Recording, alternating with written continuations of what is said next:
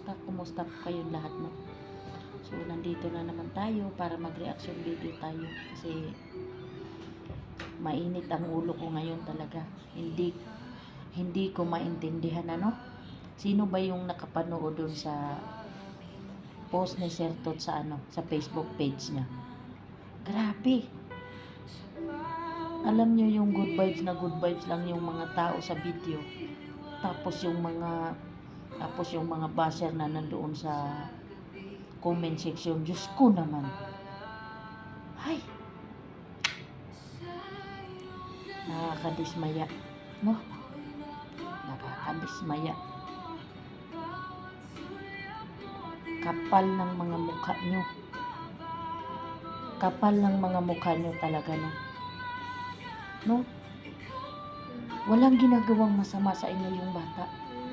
Ano naman ngayon kung pupuntahan siya ni Sir Tots? May magagawa ba kayo? Huwag kayong pala desisyon. No?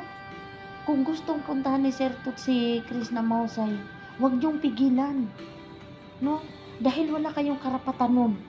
No? Mga supporters lang kayo. Mga piste kayo talaga. Kapal ng mga mukha nyo. Sko, ito real talk to, ha? Real talk to. Kapal ng mga mukha nyo. Kung makapagdesisyon kayo kay Sir Tots, akala nyo ipag-aaral nyo na yung sa utak niya. No? Kung talagang solid na supporters kayo ni Sir Tots, suportahan nyo kung anong gusto niyang gawin sa buhay niya. Suportahan nyo kung sinong gusto niyang makita o sino yung hindi niya gustong makita. No? Hindi yung pipigilan nyo yung tao. No? Ano naman kung pupunta sa kay Krishna Mahusay? Bakit? Bakit hindi siya pwedeng pumunta kay Krishna Mahusay? Ikuya niya yun eh. Tinuring ni Sir Tots na kapatid yun, si Krishna Mahusay. So normal lang na kung magkita man sila, normal lang. Di ba? Kasi alam nyo, since day one, talaga na nakilala si Krishna Mahusay, si Sir Tots ay nagpakakuya na yan. So walang makakapagpigil dyan kahit pa sino, kahit pa kayo mga supporters ni Sir Paul o kung kanino man kayo support, no? No? Mahiya naman kayo sa tao. Mahiya naman kayo kay Sir Tots. No? Kapal ng mga mukha nyo para kayo ang magdesisyon sa kung anong gusto niyang gawin sa buhay niya. Kung sino yung kung gusto niyang makita. Sino kayo para hadlangan yun? No? Mga supporters lang kayo, kunting hiya. Masyado nang makakapal ang mga mukha niyo. Mga pala desisyon kayo sa buhay sa buhay na may buhay. No? Si Krishna Mahusay walang ginagawang masama. No, wala siyang niluko. No? Wala siyang inargabyado na tao. No? Lahat ng nangyayari sa Mindoro, hindi natin alam kung ano talaga yung totoong nangyari. No? So, wag natin husgahan yung tao na wala namang ginawang masama sa inyo. Walang ginawang masama, kundi magpakabuti. Nakita nyo? Hindi ba kayo natutuwa? Galit pa rin kayo. No? Hindi kayo natutuwa. Si Sir Paul nag-live pagdating galing sa Mindoro. Pero anong ginawa ni Krishna Mahusay? Hanggang ngayon, hindi niya pinagtatanggol yung sarili niya. Hindi nyo ba nakikita na sa sobrang laki ng respeto ni Krishna Mahusay kay Sir Paul, mas pinili niyang mabash siya ng mga tao kaysa yung ipagtanggol niya yung sarili niya. Grabe, no? Ano yung mga puso niyo, mga bato? Hindi kayo nakaramdam ng habag sa mga puso niyo. Napilit yung dinadown yung tao. Pilit yung please, tumigil na kayo. Please, tigil na. No? Grabe. Walang ginagawang masama si Krishna Mahusay sa inyo. Sino kayo para ganunin yung pagkatao niya? Pilit din na daw. Niyuyurakan niyo ang pagkatao ni Krishna. Yan ang totoo. Sobra kayo. Sobra-sobra na. Mga wala kayong awa. Hindi kayo naawa sa tao. Grabe. No? Hindi kayo naawa sa tao. Talaga wala kayong mga awa. Ay, nakakasama ng loob. Sobra. Ako grabe. Pag may nakikita ako na babas kay Krishna, naiiyak na lang ako. Kasi si Krishna Mahasay, napakabuting bata. Pero pilit din na daw ng mga tao na wala namang ambag sa buhay niya.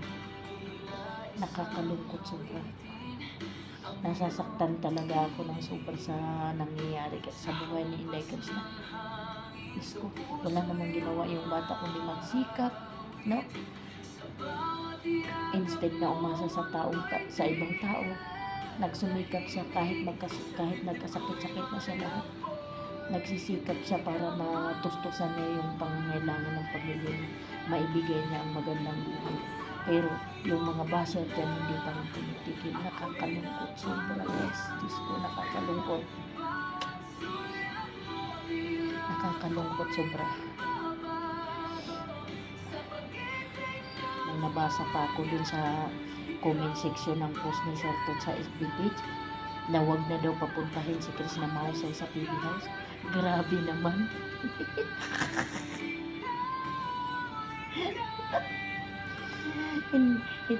Pasensya na guys, no?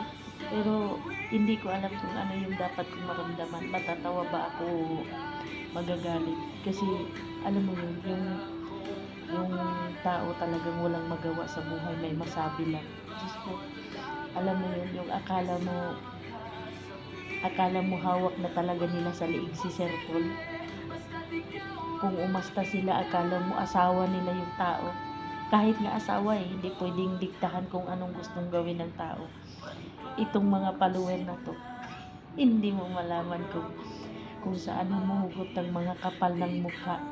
Makakapal ang mga mukha. Mga peste talaga kayo. Grabe.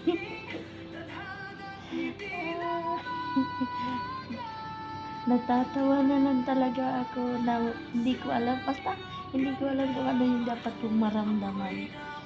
Keso, wag na papuntahin sa PB House kasi panggulo lang yun, ganito ganyan. Alam niyo ba yun kung ano totoo? Totoo rin to ha. Alam niyo ba kung ano yung totoo? Kung sino yung nagpapagulo sa Philippines sa totoo lang? Kayong mga basher, no? Kayong mga basher.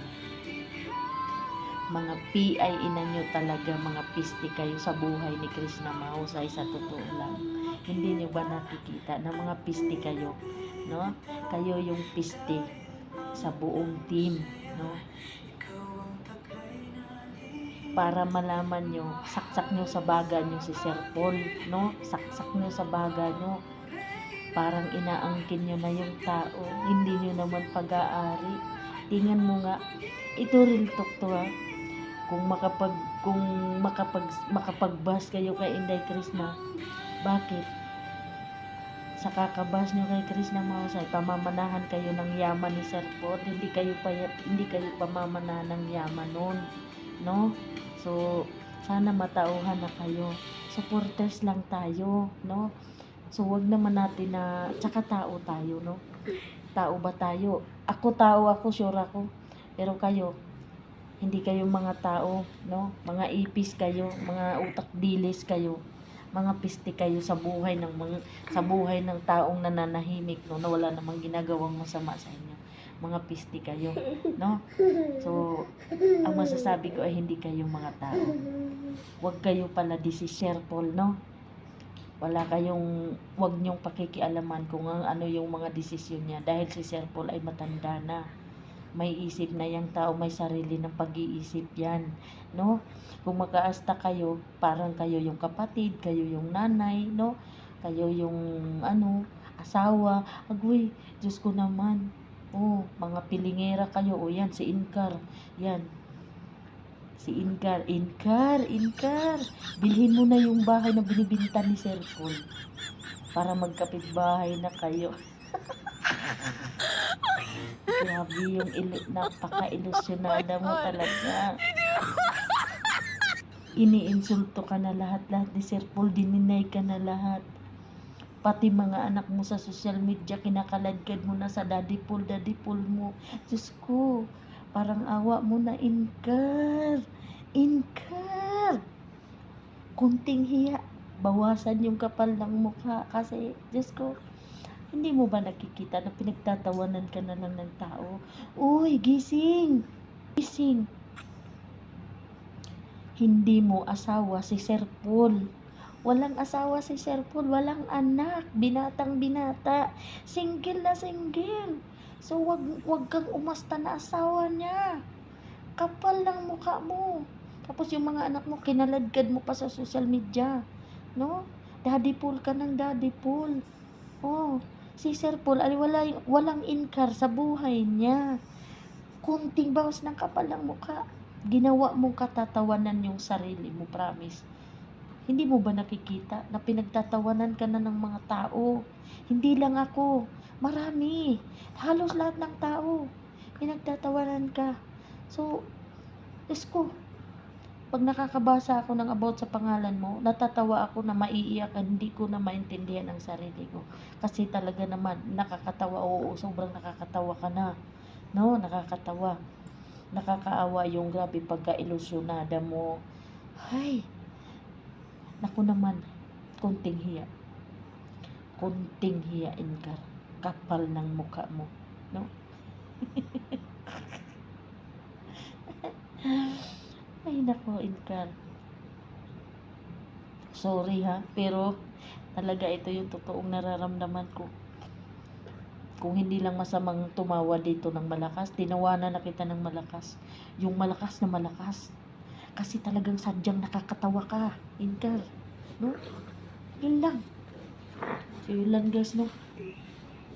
Tawang-tawa na ako dito, nawala na yung pagod ko. Yun lang guys. Bye-bye. Thank you for watching guys.